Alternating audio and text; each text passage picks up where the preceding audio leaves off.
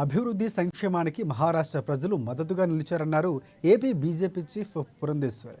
మహారాష్ట్రలో ఎన్డీఏ కూటమి అధికారంలోకి రావడంపై హర్షాన్ని వ్యక్తం చేశారు. ఆమె 280 అసెంబ్లీ స్థానాలకు గాను 220 సీట్లకు పైగానే గెలుచుకున్నామన్నారు.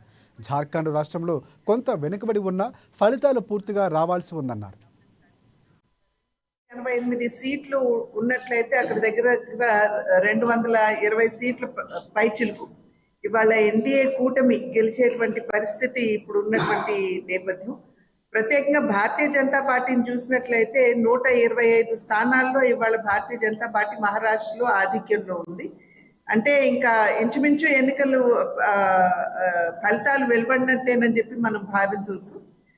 అదేవిధంగా జార్ఖండ్ లో ఇప్పుడు వచ్చేటువంటి ఫలితాలు ఏవైతే ఉన్నాయో దాంట్లో ఒకంత ఎన్డీఏ కూటమి వెనుకబడినటువంటి విషయం మనందరికీ తెలిసిందే. అయితే ఇంకా కంప్లీట్ గా ఎన్నికలు ఫలితాలు అవి అనౌన్స్ కాలేదు కనుక